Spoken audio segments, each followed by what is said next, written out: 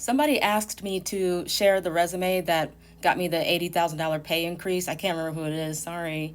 I can't find them for some reason, but I figure I'll just like share it anyway. So here's the short of it.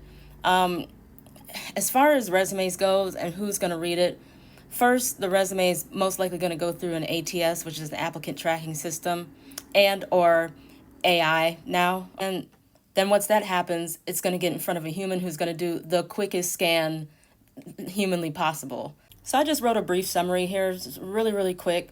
And my goal in the summary was just to talk about how many employees I managed so that whoever was on the other end of the resume could get an idea. I mean, 5,000 to 50,000 employees is definitely a wide range, but that's the reality of it in this particular world. So I just wanted them to have an idea of what those numbers look like, and I wanted them to know that I know that it can be a wide range of employees in that industry. But the position I had right before I got the $80,000 increase was in customer success, but it was data analytics. So in the description, it's very, very tech heavy, but it was also on the customer success side. So I talked about the number of accounts I handled, which was 57, and that we had a collective 96% customer retention rate. It wasn't my personal rate, but it was for the company overall. But I contributed to it, so I'm going to put that number in there. Numbers are really important in a resume. I don't care what you do. Numbers are just so important. And the reason why numbers are so important is because you can say you did a great job all day, but I mean, how am I supposed to know what a great job means on the other end? I want to know exactly how you're measured performance wise. Number one, I want to see if it aligns with my company, if I'm the person on the hiring side looking at your resume. And number two, I want to see if you're doing a good job or not. Yeah, anything that's tech heavy, you want to, of course, name drop any type of software you use. And since this is data analytics, and I use, like Tableau, Power BI, SQL or SQL, and anything else that I use that I listed in here, I made sure that I not only talked about what I used, but I also talked about how I used it. I think that sometimes when I look at resumes, people miss that and they'll just list their technical skills at the bottom of the resume or at the top of the resume. And so you just see a long list of skills. So it's like Asana, Slack, Tableau, Salesforce, this, that, the other. But, give me a little bit of an idea of how you used some of that software. That's more helpful than just listing out what you used. And then, of course, in the position before that, customer success, they're going to want to know how I was how it was measured. And most of the time, when it comes to the customer success department, I know that they're measured on a 1 to 5 scale. And so I put 4.8 out of 5, which is good. I didn't specify if it was me, if it was my department, or if it was the company, and they didn't ask. It was actually my own metric, but just putting it out there that I generalized it and I wasn't asked if it was exactly mine. So, and when you're listing out your experience, look at a few companies with the exact same job title and see what the job qualifications are. And you can just do it side by side and you can see, okay, I've done this, I haven't done this, I've done this.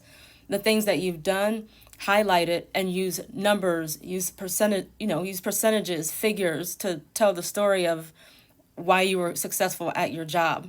So I actually messed up here. This should be 2021 to 2024. I work in talent now, day and on the side. So I'm a recruiter on the side, but I also work in talent during the day now. So I went back to talent. But if I decided to pursue customer success, I would list out the most recent customer success position that I had so that you could see my ARR, which is annual recurring revenue. And you could see that I mentored more people, I'm working with high-level executives, etc. And as a side note, the reason why I didn't put anything related to being a recruiter when I applied for the customer success position is because it doesn't have anything to do with customer success. That's the first reason. And the second reason is if you have a second job, you don't want the company you're applying to, especially if it's your main job, to know you have a second job. I'm not saying you wouldn't get hired, but it drastically decreases your chances of getting that job if a company knows you have a second job because they feel like you won't be dedicated to the position they're trying to hire you for. So there were 4 interviews. It was one with the hiring manager, one with the person I had to report to, one with the VP, and then one with a panel where I had to do a 30-minute case study. Now, I can't share the 30-minute case study because it has proprietary information, but I will say that I thought when they said 30-minute case study, I'm like, what do you mean 30 minutes? That's forever. And what happened was, once I put the case study together, I became worried that I was going to go over the 30 minutes, not the other way around like I originally thought it would be. So the company provided a benefit to employees, and of course they want as many employees to enroll in the benefit as possible. So they wanted me to come up with a case study of some out-of-the-box ways that I could come up with to get our clients to get their employees to sign up for the benefit. So the first thing I did was I created the presentation deck as if I already worked there. I used their company logo, I used their company colors, I used the job title behind my name as if it were already my own. I said things like, we're going to do this, we've done this, so on and so forth. So I acted as if I already worked there throughout the presentation. The second thing I did was I read a lot of public relations articles.